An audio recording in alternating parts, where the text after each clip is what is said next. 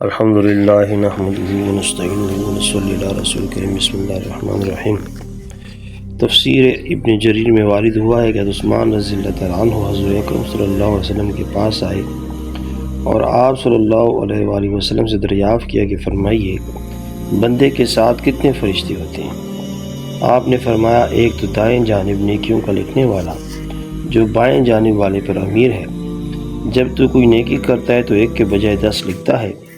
جب تو کوئی برائی کرے تو بائیں والا دائیں والے سے اس کی لکھنے کی اجازت طلب کرتا ہے، وہ کہتا ہے ذرا ٹھہر جائے شاید توبہ استغفار کرے، 3 مرتبہ وہ اجازت مانگتا ہے، تب بھی اگر اس نے توبہ نہ کی تو یہ نیکی کا فرشتہ اسے کہتا ہے کہ اب لکھ لے، اللہ ہمیں اس سے چھڑائے، یہ تو بڑا برا ساتھی ہے،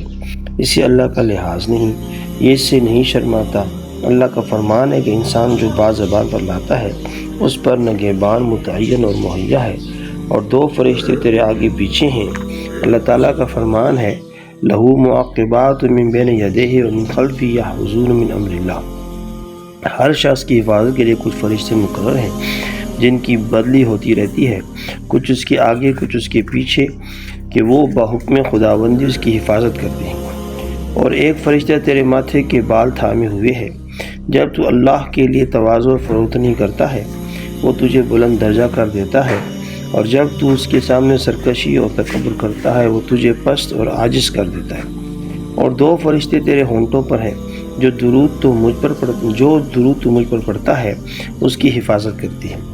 ایک فرشتہ تیرے منہ پر کھڑا ہے کہ کوئی سانپ وغیرہ جیسی چیز تیرے حلق میں نہ چلی جائے، اور 2 فرشتے تیری آنکھوں پر ہیں، یہ 10 فرشتے ہر بنی آدم کے ساتھ ہیں،